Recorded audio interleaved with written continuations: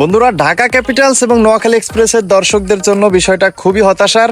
কারণ এবারের বিপিএলে তাদের কোয়ালিফাই করার আর কোনো সুযোগ নাই, মানে কোনো সমীকরণ আর বেঁচে নাই যেই সমীকরণের উপরে ভর করে তারা কোয়ালিফাই করবে। হ্যাঁ, একটা সমীকরণ ছিল, তা হলো সিলেট টাইটান্স তাদের পরবর্তী দুইটা ম্যাচ যদি পরপর হারতো এবং ঢাকা কিংবা নোয়াখালী এক্সপ্রেস তারা পরপর দুইটা ম্যাচ জিততো, তাহলে হয়তোবা কোনো একটা সমীকরণ বের হতো। কিন্তু সেই সুযোগ আর নাই।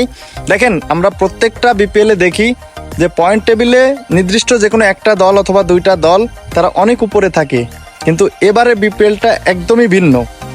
তার কারণ আপনারা সবাই কম বেশি জানেন।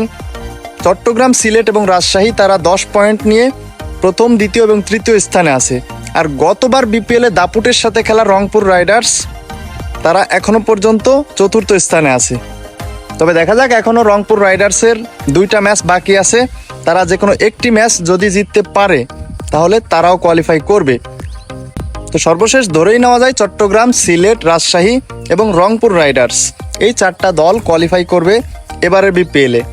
আর একটা বিষয় না বললে নয়, নোয়াখালী এক্সপ্রেস লাস্ট দুইটা ম্যাচে যেভাবে কামব্যাক করছে, যদি তারা প্রথম রাউন্ডে একটা ম্যাচ জিততো তাহলে হয়তোবা তারাও কোয়ালিফাই করতে পারতো। তো যাই হোক, দিন শেষে এটা মানতেই হবে, মাঠের খেলায় যারা ভালো পারফরমেন্স করবে তারাই সুযোগটা পাবে।